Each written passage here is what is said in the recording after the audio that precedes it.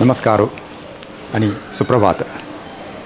आयचे सुभाषिताक तुमका पुराजनाकय स्वागत.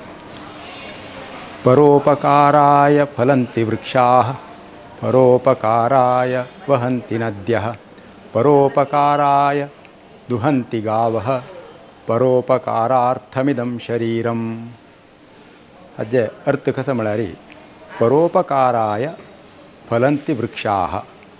परोपकार म्हळ्यार विंगडा उपकार करच्याक म्हणून परोपकाराय विंगडांक उपकार करच्याक फलन्ति वृक्षाः. वृक्षाः म्हळ्यार रूख.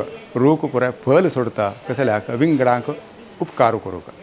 आतां आंब्या रूख आसतले, पणसा रूख जाले, पेरा रूख, चिक्कू रूख असल रूख पुराय फल सोडचे कसल्याक म्हळ्यार विंगडाक उपकार करूंक. त्या रूख तांगेल ते फल तांणी खायनाची. खंयचेय रूख आंब्या फल तेच खायना, विंगडाक दिता. तशींच पणसा रूख जायत, पेरा रूख जायत, चिक्कू रूख जाय, खंयचे फलाचे ते रूख आपापी ताजी खातीर म्हणून खायना, ते विंगडा खातीर दिता म्हणून अर्थ. परोपकाराय फलन्ति वृक्षाः. तशींच परोपकाराय वहन्ति नद्यः. विंगडा उपकार करचे खातीर न्हंय होळता म्हणून वहन्ति म्हळ्यार होळचे. न्हंय होळता कसल्याक विंगडा उपकार करचे खातीर. ताजी उद्दां तेंच पिना, न्हंयची उद्दां न्हंय पिना. न्हंय विंगडांक ते उद्दां दितात. जन जायत, खंयचे प्राणी पक्षी जायत येवन ते उद्दां पिताची.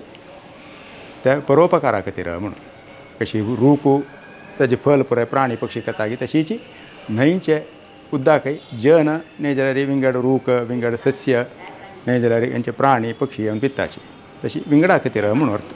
तशींच परोपकाराय दुहन्ति गावः. विंगडा उपकार करचे खातीराची गाय दूध दिता म्हणून. दुहन्ति म्हळ्यार धार काडचे म्हणून अर्थ. हांगा दुहन्ति म्हळ्यार दूध दिता म्हणून अर्थ.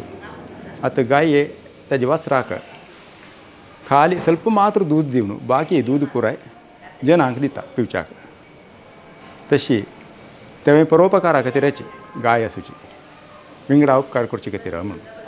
तशीच आमगेल शरीरय परोपकारा खातीर जावका म्हणून. परोपकारार्थम इदम शरीरम म्हळ्यार हें शरीर आमगेलें परोपकारा खातीर विंगडा खातीर उपकार करचे खातीर म्हणून.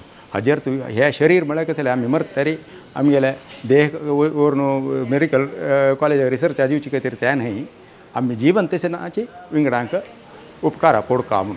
खंयचेय रितीन आतां एकल्याक आमी कशी उपकारा पडयत, आमच्यानी कसलेय साज जेवचे धनसहाय गी, न्हय म्हणून जाल्यार कोणाकय एक दुर्बळ्याक खंयचे उद्योग दिवका गी, खंयचे शिकच्या कसले तांकां सहाय करची गी, नाजाल्यार खंयचे एक केले सोयरीक सोदून दिवचे असल पुराय दुर्बळ मनशांक उपकार करचे, तांकां कसले सहाय करचे ते आमचे निमित्त कोरका म्हणून. ताजेर तूं परोपकारार्थम इदम शरीर म्हळ्यार तशी आमी जिवन तसनाची पुराजनाके उपकार करून सुका. आमगेले खातीर ಸ್ವಲ್ಪ मात्र दवरन बाकी पुराय समाजा खातीर जना खातीर आमी उपकारा खातीर तांकां सहाय करचे खातीर हें आमगेले तनु मन धन उपयोग कोरका म्हणून ताजेर तूं.